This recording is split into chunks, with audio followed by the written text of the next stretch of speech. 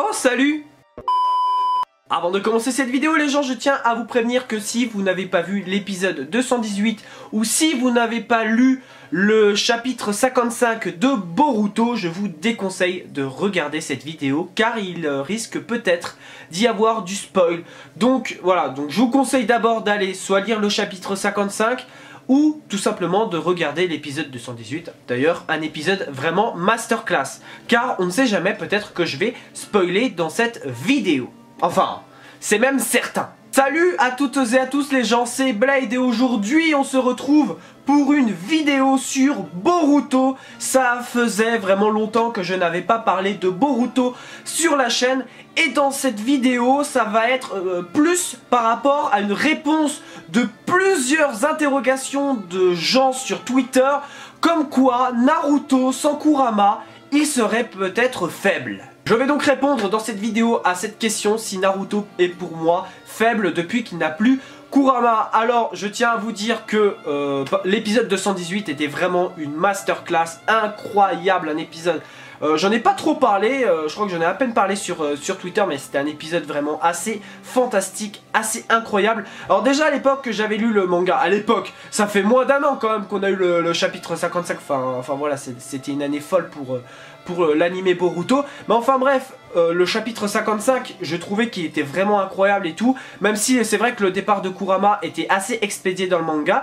Bah finalement, depuis que j'ai vu l'épisode 218, je me dis que finalement, ce qu'il y a eu dans le chapitre 55, c'était pas forcément incroyable. C'était pas vraiment, enfin c'était un peu décevant. Même si c'est vrai que le fait que Boruto ça soit mensuel, donc faut aller à l'essentiel machin. Finalement, voilà, et moi j'applaudis le studio Pierrot pour avoir sublimé le manga à travers l'épisode 218, un épisode incroyable au niveau de l'animation, l'émotion, etc. Même si c'est vrai que j'étais peut-être un peu déçu des musiques de l'épisode 218, je m'attendais à ce qu'ils mettent par exemple la musique où quand les parents de Naruto se sont sacrifiés pour sauver Naruto de Kurama, là, je sais plus le nom de la musique, mais qui était ultra triste. Ou la musique qu'il y a eu lorsque Edo Minato s'en est allé à la fin de la 4ème grande guerre ninja, donc quand il a fait ses adieux à Naruto. D'ailleurs c'était une scène incroyable. Bon, moi je m'attendais, tu vois, à ce genre de musique là, toi, qui remettent un petit peu parce que c'est plus vraiment Boruto. Là c'était vraiment par rapport à Naruto, on l'a connu depuis l'épisode 1 machin. Donc voilà, c'est mon avis personnel, même si au final ça reste un épisode vraiment très très bon. Et le fait qu'ils aient pas mis de musique, c'est resté correct, même si après voilà, l'ending était vraiment très très cool, j'ai beaucoup kiffé l'ending. Voilà, donc c'était vraiment très très bon, même avec après le départ de Kurama qui s'envole vers d'autres cieux. Bon, enfin bref, là n'est pas le sujet. Donc là je vais répondre à la question, est-ce que pour moi Naruto, depuis qu'il n'a plus Kurama, est-ce qu'il est du niveau de Kiba? Parce que oui les gens, sur Twitter, il y a des gens qui considèrent que Naruto, depuis qu'il n'a plus Kurama, il est du niveau de Kiba. Et moi ça me fait vraiment bien rire, parce que beaucoup de gens oublient que Naruto, avant qu'il ait le premier mode avec Kurama, là je sais plus c'était à quel tome, 53 je crois, depuis qu'il a affronté Kyuubi, Naruto il était quand même déjà très très fort. Et donc pour moi, je vais tout de suite répondre à cette question. Donc oui, Naruto, même sans Kurama, il reste très très fort. Même si bien évidemment il a plus sa force surhumaine qu'il avait autrefois. Voilà, il est plus aussi fort qu'avant, ça je veux bien le reconnaître et c'est le cas. Mais Naruto, c'est pas du niveau de Shino, c'est pas du niveau de Kiba sans leur faire offense, mais voilà, Naruto, il est pas de ce calibre là, il est vraiment encore au-dessus. Bien au-dessus même. Je vais donc continuer mon argumentation par vous parler du chakra de Naruto. Parce que oui déjà les gens, l'épisode 218 de Boruto, pour moi cet épisode a également confirmé que Naruto possède encore le chakra des Biju. Pour moi Naruto possède encore le chakra des Biju, même si c'est pas sûr à 100%, je préfère le clarifier, c'est pas sûr à 100%, mais le fait qu'on ait vu les Biju tous réunis sauf Kurama pour en mode on ressent le départ de notre vieil ami Kurama. Enfin voilà, moi j'ai eu cette sensation que Naruto avait quand même encore, pouvait encore se connecter à eux. Parce que voilà, pour moi Naruto, il a encore le chakra des Biju en lui. Voilà, pour moi, même si Kurama n'est plus là, pour moi il a encore leur chakra, ce qui fait que Naruto niveau chakra déjà c'est largement au-dessus d'un Kiba ou d'un Shino ou d'une Tenten. Vous m'avez compris, Naruto il est pour moi clairement au-dessus rien qu'avec ça. Et également le fait que Naruto maintenant, depuis qu'il a plus Kurama, alors ça par contre aussi c'est pas sûr à 100%, mais Kakashi l'avait dit lors de l'entraînement de Naruto à la maîtrise du Rasen Shuriken, si je me gourre pas, il avait dit que Naruto sans Kurama aurait 2 à 3 fois plus de chakra que lui. Donc ce qui fait que pour moi Naruto il va avoir une assez grosse charge de chakra en lui tout simplement. Alors oui, le fait que ça soit également un Uzumaki ça l'aide évidemment fortement, ça aide Naruto parce que Naruto, vu que c'est un Uzumaki, il a un chakra supérieur à la moyenne. Et ça avait été dit, je sais plus quand dans le manga, mais ça avait été dit que les Uzumaki avaient une plus grosse charge de chakra en eux que par rapport aux autres ninjas. À présent, je vais maintenant vous parler de la forme la plus puissante que possède Naruto actuellement depuis qu'il n'a plus Kurama en lui. Naruto a toujours le mode ermite, les gens. Naruto a toujours le mode ermite. Donc déjà rien que ça, c'est d'un niveau supérieur à des Jonin normaux. Rien que ça déjà, Naruto il a le mode ermite 100%. Que Jiraiya, voilà, il maîtrisait pas 100%. Donc Naruto il a le mode ermite 100%. Donc déjà rien que ça. Déjà rien que ça. En plus les gens, Naruto il a toujours son putain de Rasengan et toutes ses formes qui vont avec. Naruto il a toujours le Rasengan et toutes les évolutions, que ça soit le Rasen Shuriken, etc. Naruto, quand il avait utilisé contre Kakuzu, bah il était pas en mode Kurama. Il utilisait pas Chakra de Kyuubi, machin. Donc Naruto, il a toujours le Rasengan et toutes ses évolutions.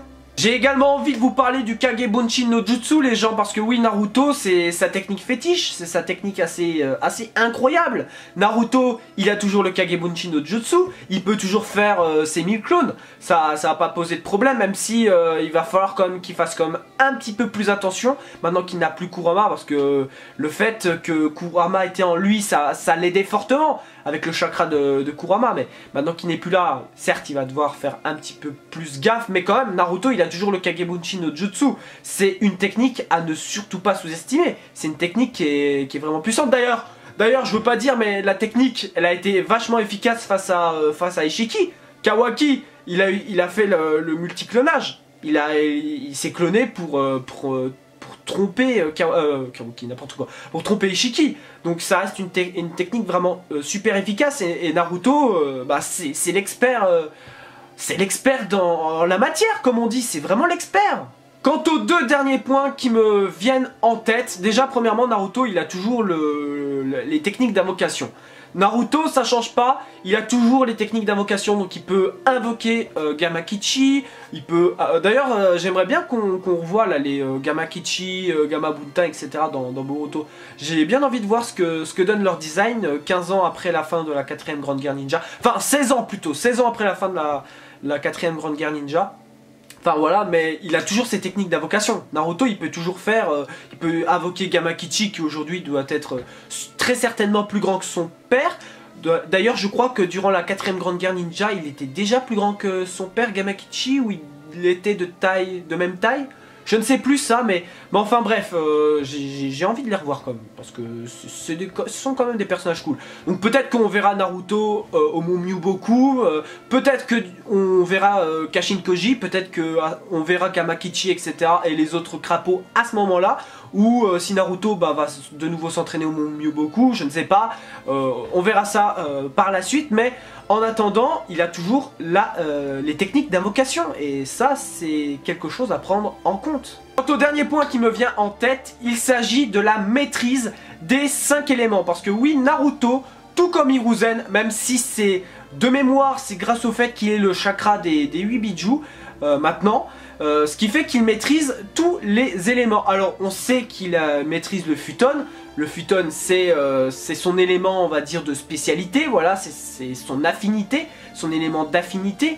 Il a également le Suiton, le Doton qu'on l'a vu durant la 4ème Grande Guerre Ninja, si je ne me gourre pas.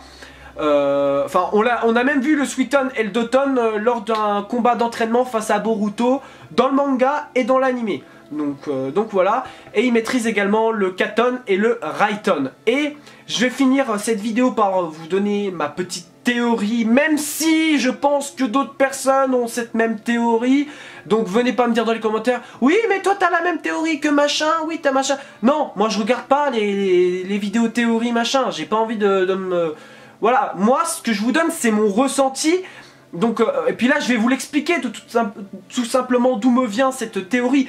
Et donc là je vais vous l'expliquer dès à présent. Donc comme je vous disais, j'ai une petite théorie et elle concerne Naruto et son dernier power-up dans Boruto. Je pense fortement que Naruto, que le dernier power-up de Naruto va être en rapport avec le Mokuton. Avec le Mokuton, oui, et même avec le mode là qu'avait Hashirama, je pense que Naruto l'aura également. Et je vais vous l'expliquer pourquoi j'ai cette théorie. J'ai 3 arguments pour vous expliquer cette théorie. Premier argument, Naruto, il a des cellules d'Hashirama en lui.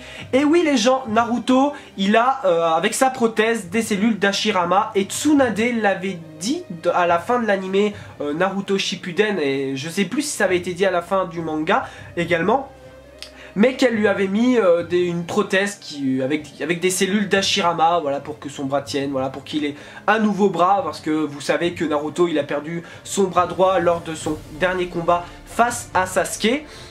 Donc voilà, rien que ça déjà, je pense qu'il pourra maîtriser le Mokuton par la suite. Mon deuxième argument concerne Ashura.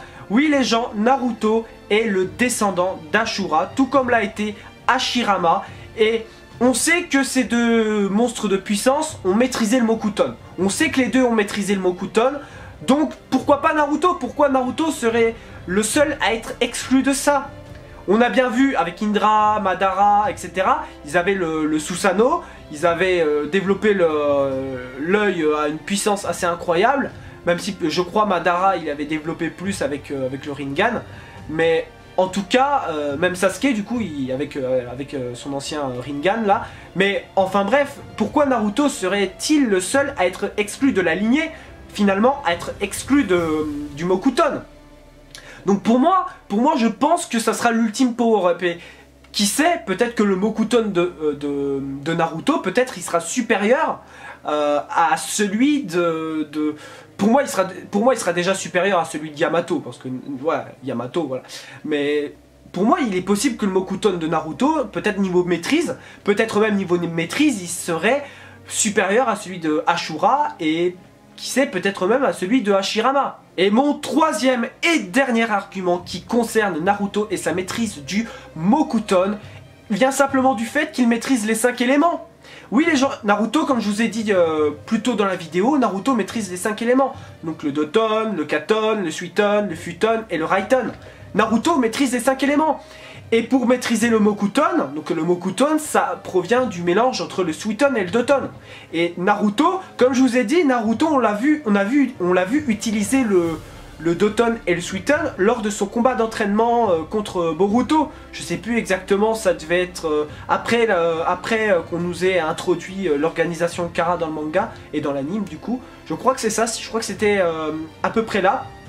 Mais déjà rien que ça pour moi c'est un indice du fait que Naruto pourrait maîtriser par la suite le Mokuton. Après pour ce qui concerne sur comment il va l'éveiller, qui va l'aider, enfin voilà, je ne sais pas exactement comment ça va se passer, comment il va obtenir le Mokuton, le déclic, etc. Ça je n'en ai aucune idée à l'heure actuelle. Après ça pourrait être intéressant que si Naruto commence à sentir qu'il éveille un petit peu le Mokuton, ça serait intéressant qu'on ait un Yamato qui serait là pour peut-être l'aider, le conseiller, etc. par rapport au Mokuton. Parce que Yamato, il maîtrise toujours le Mokuton. Alors même s'il est en charge de surveiller Orochimaru, mais ça pourrait être intéressant. Peut-être pas, je pense pas que ça sera dans le manga, mais par exemple dans l'anime, pour du rajout, ça serait intéressant de revoir Yamato. Parce que c'est un personnage qui est vraiment intéressant et qui a été vraiment pas mal oublié, tout comme Anko lors de la 4ème Grande Guerre Ninja. Donc pourquoi pas le réintroduire et lui mettre une petite importance par rapport à l'ultime, on va dire, développement de Naruto au niveau de son panel de techniques. Donc ça pourrait être vraiment intéressant. Je ne sais pas vous ce que vous en pensez, mais n'hésitez pas à me dire tout ça dans les commentaires. Donc en conclusion, Naruto n'est pas faible sans Kurama, bien au contraire, il reste encore très fort. À mes yeux, il reste encore le plus fort de Konoha. Je ne compte pas Sasuke, et même pour moi le niveau des deux est à peu près le même. Donc pour moi, Naruto est le plus fort du village. Et puis en plus Sasuke, il reste pas très longtemps au village, donc je le compte pas forcément. Donc Naruto pour moi reste le plus fort du village. Et même au niveau des Kage, si on compare par exemple à Darui, à Gaara, Kurotsuchi, Shojuro, bah pour moi Naruto, même sans Kurama, il reste plus fort. Et d'ailleurs dans l'épisode 220, putain, arrêtez de faire passer Naruto pour un nulos sans Kurama, merde, putain, il reste fort là. Gaara, qu'est-ce que t'as fait? Sasuke aussi, vous m'avez saoulé. Enfin bref, bon, je vais arrêter le délire, mais en tout cas, voilà, ça a été une assez grosse vidéo. Pour moi, Naruto reste très fort. Donc n'hésitez pas à me dire dans les commentaires ce que vous pensez de ma théorie, ce que vous avez pensé de ma vidéo.